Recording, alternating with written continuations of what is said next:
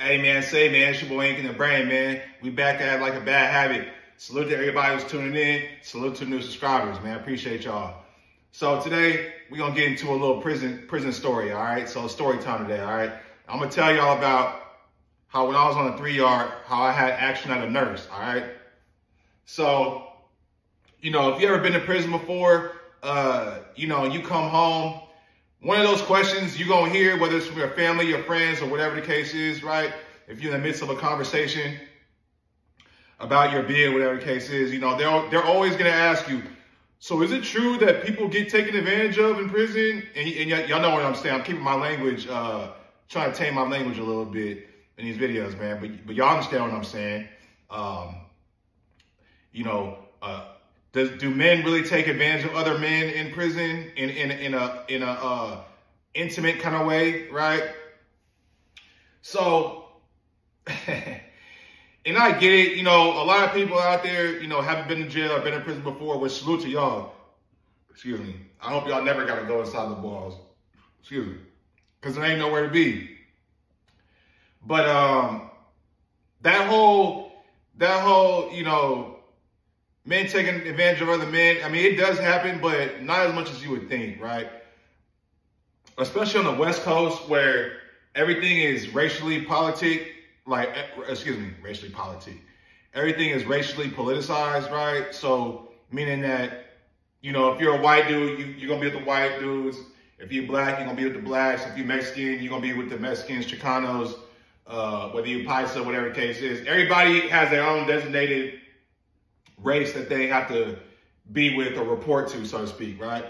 And in these factions, it's a well-known rule that we don't tolerate men taking advantage of other men in that way. It just, on the West Coast, it don't happen. Now, I heard about stories down south where that happens a lot, like in Alabama, Georgia, even on the East Coast, But people have this infatuation with booty bandits, quote unquote, and all that, right? Look, I'm not saying it doesn't happen on the West Coast, but it's the chances that happen to you are very, very, very slim. It's just, I don't know what it is about the system on the West Coast, but it's just, we just don't tolerate that shit at all. So you don't really have to worry about that, right? But, I understand people watch movies and things like that, so they're going to ask you that, right? Furthermore, the reason I'm really touching on this topic is people get a bad rep in prison. Like if you did a long stint in prison, like say if you do 5 to 10 years or something like that, and then you come home, like people are going to automatically think you was messing with punks in there, or like you then got your dick sucked by a dude in there or some shit like that, just because you did 5 to 10 years. And it's like, man, hell no, man. Not all dudes are meant the same in prison, man. Now I will admit, and I told the story before, but there are dudes that fuck with punks in there for sure. And there were several individuals, you know what I mean? Black dudes I'm talking about, who I thought were solid. Come to find out, they were fucking with punks in there, getting their dick sucked by punks and everything like that. One of the punks on the yard had to roll it up, and he wrote a note or a list of all the dudes that he fucked with in there, right? And then before he did, he shot it off to the blacks, and it was circling around the pod. And I couldn't believe some of the names I heard that was on that list, man. I still don't want to believe it to this day, to be honest with you. But if you're a weak-minded individual, you got to do 10, 15 years, hey, you might cave, man. But in my opinion, that's always been in you. You just don't flip the switch one day and say, man, you know what? Man, this is a hard bid, man. Yeah, I know I got a decade to go, but I'm gonna go get some head from this dude in the shower real quick, man. Fuck it. Like, nah, bro. You had that in your heart, bro. You had that in your heart, man. Hey, man, check this out. I'm in there beating my beat. You know what I'm saying? I'm in there beating my beat till I hit back to the streets. Cause, yeah, man, you ain't gonna catch me fucking with no punks in there. I don't give a fuck. Now I'm watching Love Island. I'm watching Young and the Restless. I'm putting these pictures in my mind. You feel what I'm saying? What it'd be like for me to hit one of these chicks from the behind, in my mind while I'm beating my dick off at night. That's what I'm doing. You feel me? Furthermore, right, and I'm going to get into the story, right? Furthermore, as a heterosexual man locked down in prison, bro, there is ways to get some pussy behind there, right? So I'm going to touch on that, and that's the topic of this video, man. So, all right, cool. So I'm on the 3 yard, right? And at this time, this may have been like, I want to say probably about 4 months into my bid, right? I'm on the 3 yard, right? And, you know, I got a bad right ear, you feel me? And it's been bothering me for years. Like, I want to say damn near about 10 years at least that I've had this ear issue, right? And it's like, it's weird to explain, but the best way I can explain it is if I put my head down like this, I used to get a lot of pressure in my right ear, and it would like be hard for me to hear in the right ear. And then when I lay down at night, if I lay on my left-hand side, then my right ear starts ringing and shit. Like I got some kind of ear damage issue or something like that, right? Actually, I even touched on this in a previous video talking about the first time I ran from the police. I told y'all I had the Mustang. I had the 96 Mustang or 98 Mustang. I forget what it was, and I had like 2 12s in the back. And I swear those 12s messed up my ear, man. I used to ride around with slap all the time, you feel me? So now my ear kind of fucked up. But anyway, I just got kind of used to it over the years, but it started really getting on my nerves when I was in prison. So I wrote a note to go see the nurse, check out my ear for me. Because when you're in prison, you feel me, healthcare is free, even though healthcare is shitty as hell in there, right? But I'm like, man, I need to get this shit checked out because shit really bugging me. So it's called I forget what the slip is called. It's on the tip of my tongue though, but anyway, so I wrote the note, boom. They called me in to go see the nurse, maybe like 2 or 3 days after. So I remember it was in the morning, they wake me up, and then for morning count, when they're doing count, they tell me, they're like, oh yeah, you going to medical today, so get ready, right? So I'm like, okay, cool. So I get ready to go to medical. So I go to medical, and I'm on Cheyenne, right? Which is in Arizona, which is a 3 yard, and I'm on the opposite side from where medical is. If you ever been on this yard, you know what I'm talking about, but so they walk us down. We go across the yard to the other side of the yard. They crack the gates, move us to the other side of the yard. And that's when I realized, I was like, damn, this is a big ass prison though, because you weren't allowed to go on that other side of the yard. You feel me? But it's a whole other side of the whole yard. So, but anyway, so we go over there, we get in the medical unit, and you know, we not closed custody. This ain't no 4 yard or like a Supermax or nothing like that. So we're not getting escorted in cuffs and all that. So we free-handed. It's just, we just walking, right? But we in there. So they call me in to go see the nurse. I'm gonna call her Miss W, just cause she really did nothing wrong, but you know, you never know, man. You feel me? And wait, before I get to this story, right? There was another CO, right? Just to let y'all know what was going on this time. There was a CO named Miss Macias. I ain't gonna say her name. I don't give a fuck. Miss Macias, right? Now, Macias was the short, pudgy, shaped like a capital letter P ass Mexican lady, right? She may have been like 26 years old. She was relatively young, you feel me? Not too pleasant on the eyes, to be honest with you. But if you didn't do a lot of time for some crimes that you committed in a joint, you probably take her down, right? Fuck it, why not? It's some free pussy, why not, right? Man, kind of find out in the same medical unit, she was over there giving the Chicanos head in the medical unit and shit. So yeah, man, she was over there sucking and swallowing and doing all kind of nasty things in that unit. You feel me? And then she got caught, and then she got arrested, and then she got fired. Which is crazy to me, right? I'm like, didn't they arrest her? I'm like, damn, I would have thought she got fired, but just for your information, right? If you ever go down to prison, bro, and you get caught fucking with a CO, like say if you get caught smashing a CO from the back in wherever unit, right? Whatever the case is, you don't get in trouble. It's actually the CO that gets in trouble because they're taking advantage of you in the law's eyes. So yeah, I mean, depending on where you at, you probably will go to the hall or something like that. But as far as catching another case, like it really don't happen because you're the imprisoner. You're in prison. So they basically look at it like the CO took advantage of you, right? So that's why they press charges on her. So man, when that shit hit the yard, that was spinning around, bro, we was cracking up. Because this broad ain't nothing cute to look at. But anyway, she up there sucking dick, right? So boom, so it's my turn. So the nurse called me in there, and then she sit me down. Feel me? Cute little Caucasian lady, bro. She was cute though. You feel me? She was cute enough. Shit, when you walked out of the bed, you feel me? So she's like, yeah. So what's wrong? I'm telling her what's wrong with my ear and everything like that. And she's just real bubbly, like, okay. And like when you go into a nurse's office, they always keep the door open. Like they're never gonna close the door.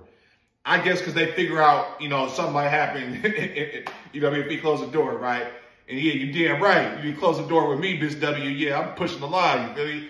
But so basically, long story short, she gets a little gadget out to drain my ear because she's like, oh yeah, there's probably like some buildup. Matter of fact, she took one of those ear guns and like looked at my ear canal and everything, and she was like, oh yeah, you have a lot of built up earwax in there.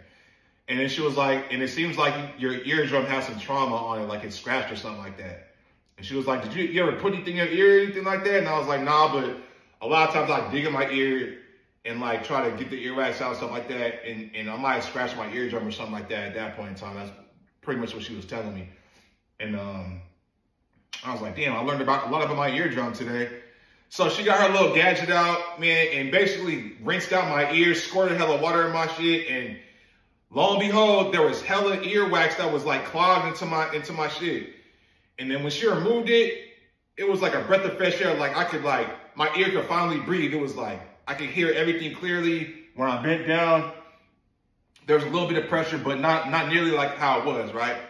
So, man, I was all smiles. I was so happy because this shit been bugging me for years and years and years and years. And I do clean out my ears with like Q-tips and stuff like that, but this was like hella deep into my ear canal. So I just remember smiling and shit, right? And at this time, I'm working out like a motherfucker. I'm on hubs. I think at this point, I was like 191 pounds. At this point, bro, I put on hella weight. Like my first 120 days, man, I'm one of the niggas on the yard really putting in work though. Like I used to walk the yard, and then when other people would go to medical and walk around the side, they'd be like, damn, Inky, that's you, bro? They're like, damn, bro, what the fuck you been doing, bro? Like, cause I switched buildings at one point, so some of the homies in the other building I didn't see for a long time because we was on lockdown at this time. So I used to be on the yard walking around, and they're like, damn, bro, you done put on hella weight, man. You looking nice, what the fuck? I like, man, appreciate it, man. I'm going crazy in the yard, bro. Real talk, man. So I'm really dope. You feel me? My testosterone high. You feel me? I'm really on the hype, bro. But I'm just zoning on doing my time, and I think Miss W could pick up on that. So we laughing and stuff like that, making little small chitter chatters. And she was like, ah, I said something, made her laugh. And she was like, ah. And then she put her hand on my hand, right, like this, like, ah. While she was laughing, kind of rubbed my hand like that. And I was like, yeah. And I was like, she rubbed my hand. I'm like, okay. I'm like, damn, it's dumb. I'm like, okay. And then she's like, all right, well, she's like, yeah, you're all set. I'm gonna have you see me again in 2 weeks to do another follow-up checkup exam on you to make sure your ear is cool, right? I'm like, okay, cool. So I'm like, all right, cool. So I left, right? But I left that office feeling hella good, man. This lady done fixed my ear. You feel me? She a little smiley, you know what I mean? A little attractive, kind of in my face, all TV and everything like that. And she touched my hand in a little playful, like little sexual manner, and she's smiling and stuff like that. Now, fellas, if you know how females act, right, you know ain't no women just gonna touch on you and laugh in your face and smile at you and all that. Now, look, there's always exceptions to every rule, right? Yes, some women just want to be cordial. Yes, some women just want to be nice and polite. But for the most part, unless a woman's attracted to you, she's not gonna touch your body or like blatantly smile in your face and do all this stuff, right? So 2 weeks later, I get that note, go see medical. I'm like, all right, cool. I get to see Miss W again, man. So, you know what I mean? So basically, same thing. They walk us down to medical. I wait my turn, get up in there, and I see Miss W again. So she sit me down. She's like, okay, yeah, so, you know, we're just going to do a follow checkup, man. How you been? Whoa. I'm like, man, everything been perfect, man. I really appreciate your help, man. You got my right ear back, man. I can't appreciate it enough. She's like, oh, glad to hear. So she take her little gadget out again, look at my eardrum and shit like that. And she was like, okay, yeah, you know, it looks good, man. So she was like, "Do you have any questions for me or anything?" I was like, "Yeah, I do." But it's not related to my ear. And she started laughing and giggling. She was like, "Okay, what's the question?" I was like, "Yeah, so what's up? Like, you married? You got a family or what?" And she started laughing. She started laughing, everything, like smiling and stuff like that. Like, "Oh no, I'm single. You know, I did have a boyfriend, but we broke up like a year or so ago. So, you know, I've just been busy with work and da da da." I'm like, "Oh, okay, man. What? You got some kids or something?" She was like, "No, I don't have any kids." So, yo, she was in her she looked like she might have been in her young 30s, right? I'm like, "Oh, okay." I'm like, "Nah, I mean, I was just curious, man." She was my curious mind, you feel me? And she just started smiling, laughing and shit like that. And I'm just like, man. And honestly, man, I just kind of left it at that, right?